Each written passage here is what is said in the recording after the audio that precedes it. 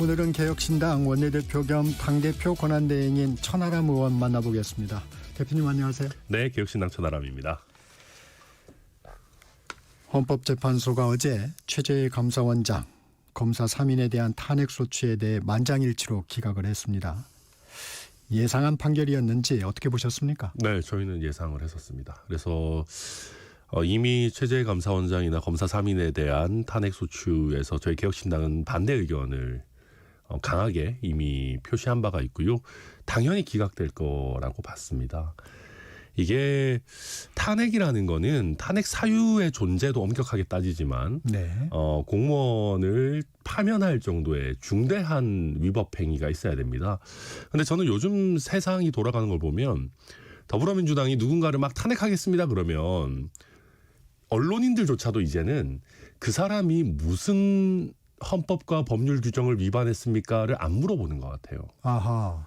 그렇거든요. 그냥 탄핵한다 그러면 막 그런 식이에요. 직무에서 일단 배제해야 되기 때문에 탄핵한다. 뭐 자기들 마음에 안 드는 이재명 대표 수사한 거 뭐 이런 거 때문에 탄핵한다. 이래 버리니까 탄핵이란 단어의 엄중함을 잘 지금 인식을 못한다는 얘기죠. 맞습니다. 그러니까 지금 국회에서 특히 더불어민주당이 생각하는 탄핵이라는 단어의 가벼움과 우리 헌법재판소가 전통적으로 그리고 당연히 그렇게 해야 되는 탄핵의 무거움의 기준 사이에서 괴리가 어마어마하게 있는 것이고요.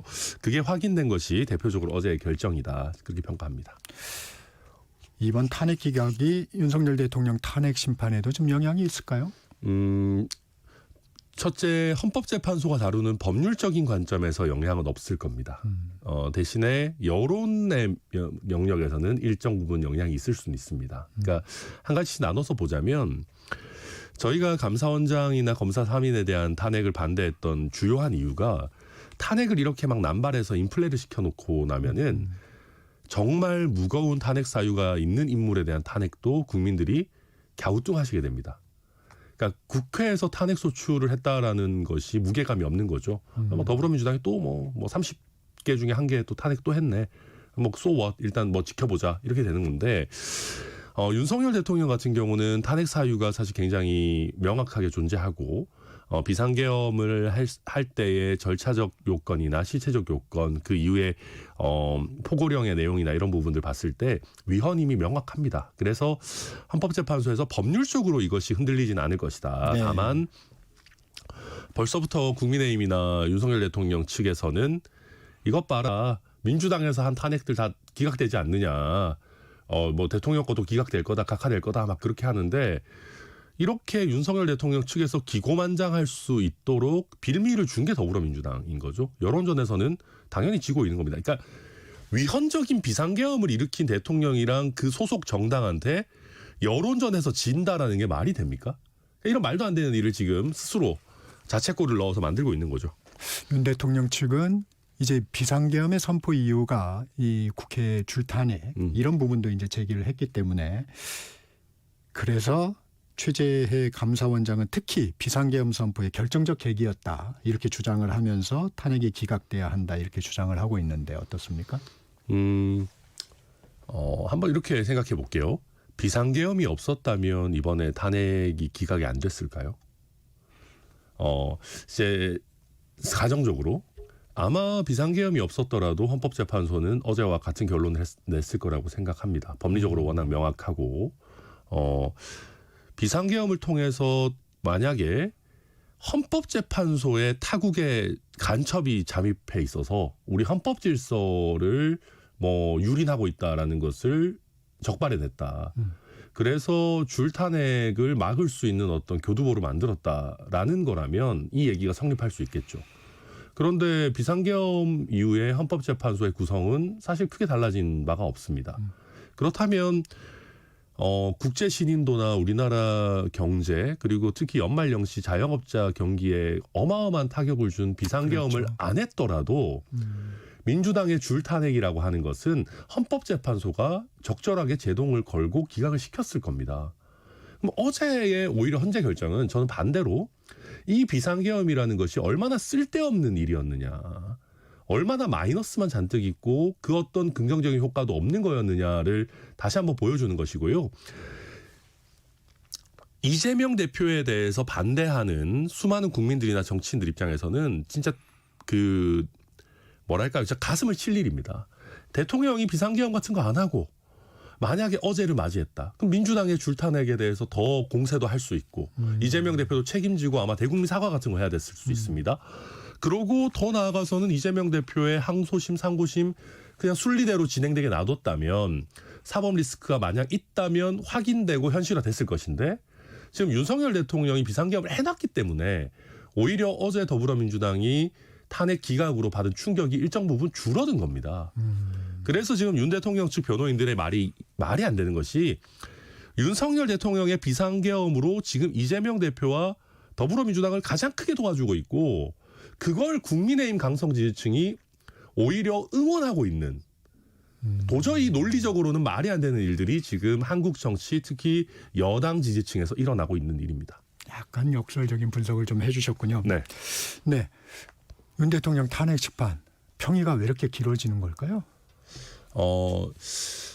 우선 그 비상계엄이라고 하는 것은 굉장히 특수한 일이죠. 그러다 보니까 거기에 대한 법률적인 평가나 분석도 스터디가 그렇게 많이 되어 있는 분야는 아닙니다. 그러니까 헌법재판소에서도 신중하게 쟁점별로 분석을 하게 되는 것 같고요. 특히 또 기존의 헌법재판에 조금 덜 열심히 임했던 박근혜 전 대통령 같은 사례와 다르게 윤석열 대통령은 굉장히 적극적으로 모든 부분에 대해서 이의 제기도 하고 절차적 문제 제기도 하면서 하고 있기 때문에 쟁점이 그만큼 많은 것 아닌가. 그리고 최근에 어쨌든 구속 취소 결정이 법원에서 나왔고 거기에 대한 또 공수처의 절차 관여에 대한 부분도 현재도 안 살펴볼 수는 없을 겁니다. 그래서 쟁점도 많고 내용이 많고요. 다만 짧게 얘기하자면 대통령 신병에 대한 검찰의 즉시 항고 그다음에 이제 법원의 재판이 계속 진행 중이었다면 저는 오히려 더 연기됐을 거라고 생각하는데 신병에 대한 결정이 사실상 종결됐기 때문에 연기가 되더라도 많이 안 되고 다음 주 정도에는 선고되지 않을까 기대합니다. 네, 윤 대통령 구속 취소도 말씀해 주셨으니까 그 관련해서도 좀 살펴보겠습니다. 구속 취소를 바라보는 양당 국민의힘과 민주당의 손익계산서 득실을 좀 평가해 주시면.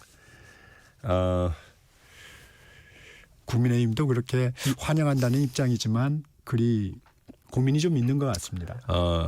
이제 국민의힘은 환영한다는 입장인 것은 대외적으로 윤석열 대통령이 폭탄이라는 걸 인정할 수 없기 때문입니다. 정치적으로 윤석열 대통령은 폭탄입니다. 그리고 가만히 있는 폭탄이 아니고 굉장히 적극적으로 폭발할 거리를 찾아다니시는 폭탄이거든요. 그러면 앞으로 탄핵 결정이 나고 조기 대선이 있다면 국민의힘은 경선을 해야 될 겁니다. 대선 주자 경선할 때 대통령이 가만히 계실까요? 저는 결코 가만히 계실 거라고 생각하지 않습니다. 저는 지지하는 후보와 함께 같이 쌍으로 어퍼컷을 하실 거라고 거의 확신을 하고요. 어퍼컷까지 하시지 않더라도 누구의 아련은 받아주고 누구의 아련은 안 받아주는 식으로 본인을 중심으로 지금 굉장히 잘 결집되어 있는 강성 지지층에게 신호를 줄 겁니다. 그 신호를 받은 사람이 국민의힘 대선 주자가 될 가능성이 높을 텐데 윤석열 대통령이 보내는 신호가 강력하면 강력할수록 경선에서는 이기겠지만 본선에서는 떨어질 겁니다. 중도 확장이 전혀 안 될 것이기 때문에 위헌적인 비상계엄의 후예가 어떻게 당선이 될 수 있겠습니까? 그래서 국민의힘은 대통령의 그 어떤 석방으로 인해서 정치적으로 엄청난 타격을 입었고요. 이재명 대표는 본인도 지금 굉장한 타격들을 입고 있지만 윤석열 대통령이 건재하다라고 평가받는 동안에는 대항마인 이재명 대표는 민주당에서 사람들이 건드릴 수가 없습니다. 그래서 비명계가 지금 조금 치고 올라오고 그 이재명 대표의 그 검찰과 짜고 쳤다 발언으로 결집되는 모양새였는데 이제는 그런 에너지도 다시 사실은 사라졌죠. 그래서 이재명 1극 체제는 더 확고해질 거라서 가장 득이 큰 거는 아마 이재명 대표 아닌가 싶습니다. 네. 천대엽 법원행정처장 국회에 나와서 즉시항고로 상급심의 판단을 받아볼 필요가 있다고 했는데 검찰이 어제 이제 최종적으로 즉시항고를 하지 않겠다고 재확인을 했습니다. 이 행보는 적절하다고 보십니까? 저는 솔직히 이거 법원이나 검찰에 있는 사람들이 저도 국회의원이고 국회에 나와서 하나만한 얘기하면 저도 짜증은 납니다만은 저는 천대엽 법원행정처장의 이 발언은 솔직히 좀 부적절했다고 생각합니다. 아, 네. 네, 뭐 검찰의 항고 권한이 있는 거에 대해서 해야 된다 말아야 된다라고 언급하는 것 역시 조금 주제넘는 일이고 더 나아가서는 즉시 항고를 하게 된다면 2심에서 재판을 해야 되는 재판부 입장에서 하나의 시그널이 될 수 있거든요. 이건 항고할 만한 사건이다. 그럼 뭔가 더 적극적으로 어떻게 해줘야 될 것 같은 느낌이 들기 때문에 적절하지 않고요. 다만 저도 결론에는 동의합니다. 즉시 항고해서 이게 실무적으로도 그렇고 공수처의 권한이라는 면에서도 그렇고 되게 중요한 쟁점들입니다. 그래서 상급심의 판단을 받아봐야 된다는 거는 저도 동의하는데 참 우스운 것이 법원행정처에서 즉시 항고를 해야 된다라고 하면 검찰 입장에서 더 할 수가 없어요. 나름대로 조직의 자존심이라는 게 있지 않겠습니까? 법원이 시켜서 우리가 결정한 거를 바꿔서 즉시 항고를 한다. 그럴 수는 없는 것이거든요. 그래서 저는 천대엽 법원행정처장의 발언이 오히려 신락같이 남아있던 즉시 항고의 가능성을 없애버린 것 아닌가 그렇게 평가합니다. 야당은 하여튼 반발이 좀 심합니다. 네. 민주당을 비롯한 야5당 심우정 검찰총장을 고발했는데 개혁신당은 빠졌어요. 그러니까 이게 그런 겁니다. 우리가 더불어민주당의 작금의 행태들을 보면서 고발, 탄핵, 내란 이런 그 아주 엄중한 일들이 너무나도 가벼워졌습니다. 우리가 어쨌든 일국의 검찰총장을 고발한다라고 하면 무슨 법을 어떻게 위반했는지가 명확하게 나와야 됩니다. 근데 저는 단 한 번도 그런 설명을 들어본 적이 없습니다. 즉시 항고는 하는 게 바람직하다고 생각하지만 항고잖아요. 항고를 할지 안 할지 선택할 수 있는 겁니다. 검찰의 권한이다. 그럼요. 항고를 안 하는 거는 불법이 아닙니다. 그랬는데 항고를 안 했다라고 해가지고 직권 남용이다. 너 내란 동조 세력이냐 이렇게 하면서 고발한다라고 하는 것은 더불어민주당에도 훌륭한 법조인 출신들이 많이 계시는데 이거는 법대 1학년도 안 할 일을 너무나도 정치적 논리를 앞세워서 강성 지지층이 뭔가 싫어할까 봐 안 하면 아니면 강성 지지층을 더 결집시키기 위해서 정치적인 목적만으로 고발 제도를 남용하고 있는 것인데 저는 이거는 그다지 바람직하다고 생각하지 않습니다. 네. 법원의 하여튼 구속 취소 결정 이후에 이준석 의원이 공수처 폐지법을 발의했죠. 네. 어떤 배경입니까? 근본적으로 이준석 의원은 조금 정부기관의 효율을 굉장히 중요시합니다. 네. 그런데 공수처 같은 경우는 상당한 숫자의 인력과 또 굉장히 큰 뭐 수사기관 치고는 상당한 예산을 씀에도 불구하고 제대로 된 수사 성과를 낸 적이 없고 특히 원래 도입한 취지였던 판사나 검사의 비위행위나 어떤 문제되는 직무행위에 대한 견제 기능을 단 한 건도 제가 알기로는 제대로 수행한 바가 없습니다. 그럼 이건 예산 낭비죠. 예산 낭비하는 국가기관을 우리가 왜 둬야 되느냐. 예전 같으면 검찰이 너무 거대하니까 견제한다. 근데 지금은 경찰도 모든 범죄에 대한 수사 권한을 가지고 있거든요. 네. 공수처의 존재 이유가 과연 무엇이냐라는 근본적인 질문이 있을 수밖에 없고요. 또 한 가지는 전 세계적으로도 죄명을 쪼개고 범죄자를 쪼개고 이게 관련 사건을 수사할 수 있니 공범을 수사할 수 있니 이런 복잡한 제도를 설계해 놓은 나라가 많지 않습니다.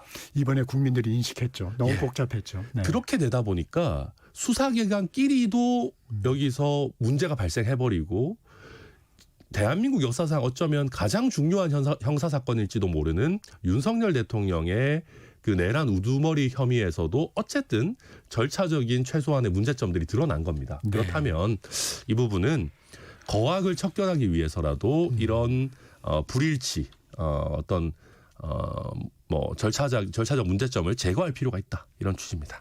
윤 대통령 관저로 돌아갔는데 외부행보나 공식 메시지는 없이 좀 침묵하고 있습니다. 헌법재판소 좀 자극하지 않으려는 행보일까요? 네, 탄핵 결정이 어떤 형태로든 나오기 전까지는 굉장히 좀 조심하는 모습을 보일 겁니다. 그리고 탄핵 왜냐하면 특히 보수 성향의 재판관들을 자극해서 좋을 게 하나도 없기 때문에 최대한 아마 조용히 계실 것이고 그런데 이제 문제는 탄핵이 기각돼서 뭐 직무에 복귀하면 대통령이니까 상관없지만 탄핵이 인용이 됐을 때 아까도 말씀드렸지만 윤 대통령께서 과연 승복하고 차분하게 계실 것인가. 그것이 아니라면 헌법재판소의 탄핵 결정이 잘못되었으니 이 원수를 갚아줄 복수를 할 정치적 후계자를 찾아서 거기에 힘을 실어줄 것인가. 현실은 저는 그 중간 어디쯤에 있을 거라 생각합니다. 대놓고 헌법재판소 결정을 불복한다는 말은 못할지 몰라도 저는 할 수도 있다고 봅니다만 결과적으로는 헌재 결정을 승복하기보다는 헌법재판소에 대해서 굉장히 큰 불만을 가진 김문수 전 장관 세력이 된다든지 예를 들어 정광훈 목사 세력이라든지 전한길 강사 세력이라든지 이런 쪽에 힘을 실어주면서 간접적으로 헌재 흔들기를 계속적으로 하고 국론은 더욱더 분열되는 그런 최악의 결과로 가지 않을까 저는 굉장히 큰 우려가 됩니다. 여야는 장애 여론전이 아주 심합니다. 네. 어떻게 보고 계십니까? 이거는 하면 할 필요도 없고 해서도 안 되는 일입니다. 한번 보겠습니다. 그 여야 의원들이 헌법재판소 앞에 가서 시위한다고 네. 헌재 재판관님들이 눈이나 깜짝하겠습니까? 그런 거 안 해도 헌법재판소 입장에서 대통령 탄핵 사건이잖아요. 여야가 정말 첨예하게 대립하는 거를 모르겠습니까? 우리 정격시사 하루만 들어보셔도 헌법재판관이 바로 아실 겁니다. 네. 그런 상황에서 무의미한 행동들을 하고 있고요. 저도 의원이지만 의원이 밖에 나가서 장외 집회하고 거리에서 투쟁하고 있으면요. 의원실이 돌아갈 수가 없습니다. 의원실에 보좌진 9분이 계시는데 다 공회전을 하게 돼요.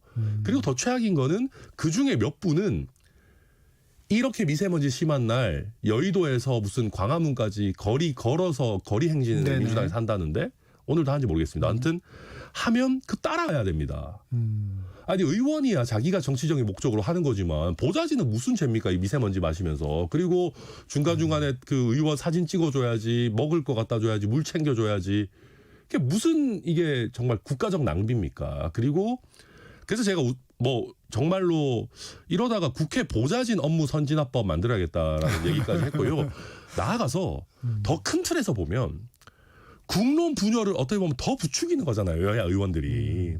그냥 조용히 우리 헌재 결정 지켜봅시다 해도 돼요. 그리고 지지층들한테도 헌재 결정 나오면 어느 방향으로 갔든 헌재 결정 최종적인 거니까 승복하고 대한민국이 앞으로 나아가야 됩니다. 이런 얘기를 해도 부족할 판에 각자 거리로 나가가지고 오히려 더 지지층들을 지금 막 이렇게 더 흥분시키고 있거든요. 네. 이거는 정말 국가적으로 마이너스가 되는 행위를 의원들이 국가 세금 받아가면서 보좌진 월급까지 낭비해가면서 하고 있는 거죠. 이건 정말 나쁜 일입니다. 정치권이 해야 돼서는 안 되는 일이다. 네, 그렇습니다. 야권에서는 민주당을 포함해서 5당의 연대의 틀을 가동하고 있습니다. 개혁신당은 참여하지 않고 있는데 개혁신당의 범보수 연대 가능성 이건 열려 있습니까? 아니요. 굳이 따지면 대통령 탄핵이 필요하다라는 면에서 저희 개혁신당은 굉장히 강경한 의견을 가지고 있습니다. 탄핵이 반드시 필요하다고 보고 있고 저도 기존에 비상계엄이 있었던 밤에 사실 대통령에 대해서 미치광이라는 표현까지 써가면서 그 비상계엄 행위가 결코 용납되어서는 안 된다라는 걸 명확하게 한 바 있습니다. 그래서 탄핵이 신속하고 또 적절하게 인용되어야 된다라는 개혁신당의 입장은 명확합니다. 그러나 저희는 지금 야 5당이 하고 있는 지나치게 감정적이고 강성 지지층에 소구하는 이 방법론에 반대하는 겁니다. 제가 거듭 말씀드린 건 그런 겁니다. 지금 탄핵을 가볍게 감사원장하고 검사들하고 하고 막 할 때 저희 반대했거든요. 저희 그래서 개혁신당한테 민주당 지지자들이 살해 협박하고 그랬습니다. 너네는 왜 이렇게 동의하지 않느냐, 같이 하지 않느냐. 아니 대통령 탄핵은 해야 되지만 거리가 안 되는 탄핵을 하게 되면 대통령 탄핵의 무게감까지 떨어진다. 이런 거 하면 안 된다. 그때도 그 얘기를 했었고요. 지금도 거리 나가가지고 투쟁하고 삭발하고 시위하고 저는 이것은 이 방법론은 대한민국 정치에 해가 된다고 생각하기 때문에 저희는 아무리 목표가 똑같더라도 대한민국 정치에 악영향을 주는 방법론에는 동참할 생각이 없습니다. 그리고 국민의힘과는 목표 자체가 다릅니다. 거기는 탄핵 기각이 목적이잖아요. 요즘은. 그렇기 때문에 저희는 탄핵 기각을 목적으로 하는 정치 집단과는 뭘 같이 할 수는 없습니다. 개혁신당 어느 정도보다 빠르게 조기 대선 모드로 전환을 했습니다. 현재 이준석 후보가 단독으로 등록을 했는데 왜 이렇게 서두르는 건가요? 두 가지입니다. 첫째로는 하나의 정치적인 메시지입니다. 저희는 탄핵 결정이 이루어질 거라고 확신한다라는 거, 그리고 신속하게 이루어져야 된다라는 그 정치적 메시지를 빠른 절차 진행으로 보여드리고 있는 것이고, 네. 두 번째는 현실적으로 개혁신당 같은 경우는 당직자 숫자도 큰 정당들에 비해서 좀 적고 인력이나 조직이나 이런 부분이 부족한 부분들이 있습니다. 그래서 조금 미리 스타트를 해야 또 다른 당 하듯이 이렇게 또 적절하게 또 절차가 빠르게 진행될 수 있기 때문에 저희가 약간 당 사이즈가 작은 점 그런 것도 고려했습니다.